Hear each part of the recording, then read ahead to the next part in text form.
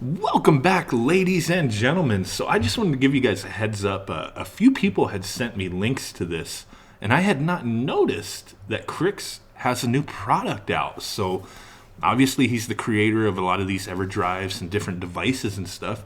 And now he also has an awesome looking wireless Sega Genesis or Megadrive controller called the Joys or the Joys Z. I don't know how to say that. Joys. But that looks freaking sweet. There's two different colors. You got your standard black and then your transparent gray. I'm actually really thinking about ordering this transparent gray. I just love the way it looks. So it is $65.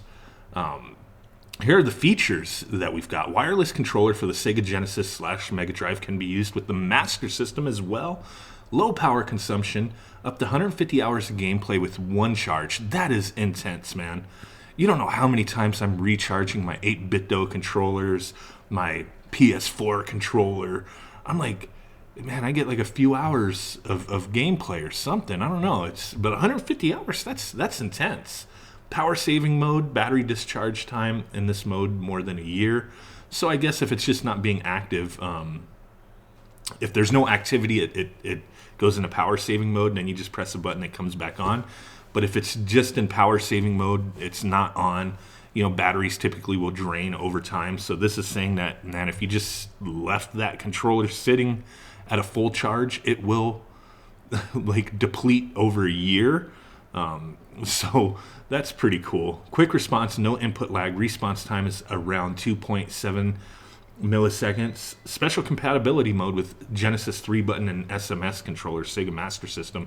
So he goes on to state that, you know, some games do not work properly with 6-button controllers.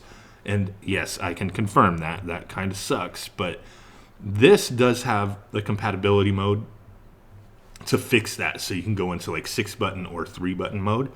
That's definitely a plus. 800 milliamp hour lithium-ion battery compatible with Nokia BL4C series. Such batteries became the standard, and they are easy to buy and replace. So that's definitely good.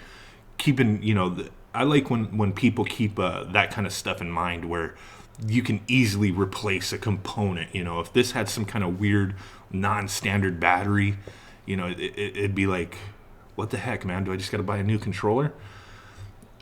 So that's definitely a plus, right? Special functions, force power saving mode. Hold the mode button, A and X, and then click start. So that forces power saving. Okay. Exit from power saving, start, or any key on the D-pad. 3-button controller mode. Hold for 3 seconds. Mode, start, and C. Required for some games that are not compatible with 6-button. Golden Axe 2, for example. Sega Master System mode. Hold for 3 seconds. Mode plus start and B. And like he states, some Sega Master System games are not compatible with Genesis controllers. And I know there are some games out there that people have patched for that, but that's nice to have that option. Switch controller to normal 6-button mode, hold mode, start, and Z. Sync controller with receiver, hold sync button on receiver for 4 seconds until LED on receiver starts blinking. Hold mode X, Y, Z until LED went out. All compatibility modes will reset to default after power cycle on receiver. That's interesting. Receiver indication, constant LED, controller is not connected, LED turned off, controller connected, slow light pulsation, low battery level. So the package bundle includes a controller, a receiver, no charge cable, but any micro USB can be used for charging, so that's good. And then he does have a couple little utilities down here. JConfig, Joy's configuration tool, allows to update firmware and change some default controller settings. It is a Windows application, but can be used on Mac or Linux with mono runtime. Joy's, whatever the hell this is, this little tool is for flashcards. It shows controller system information like signal strength. Oh, that's cool. So you can throw that on your Mega EverDrive and, you know, check some information to do with the controller through your Mega EverDrive. So that is pretty sweet. $65. It's kind of a high price. Some people might think, you know, a lot of times you can find controllers for reasonable, especially, you know, third-party controllers. This looks really good. I can't really, you know, I can't speak on the quality behind it or how it feels, because I do not have one in my hands as of yet. I'm seriously contemplating getting this transparent gray.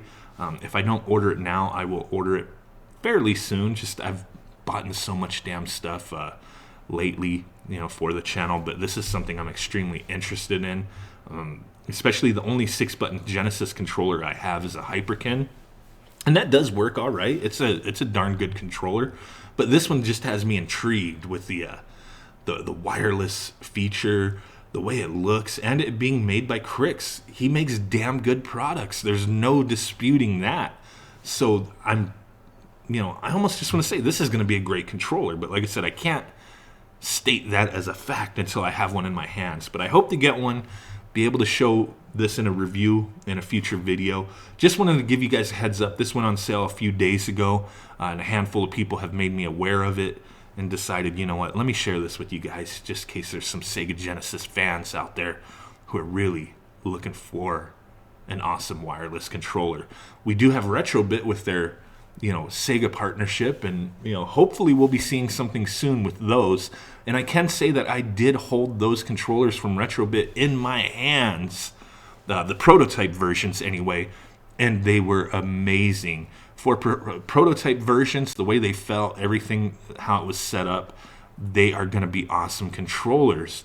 But we don't know 100% when they are going to be available, possibly sometime later this year. Retrobit really wants to make sure they're delivering some quality products because they're being held to a very high standard when it comes to this. They don't want to just kind of dump a product out there. They want to give us a very high-end, nice product. But in the meantime, it looks like we do have a competitor with something that more than likely is going to be a quality product as well.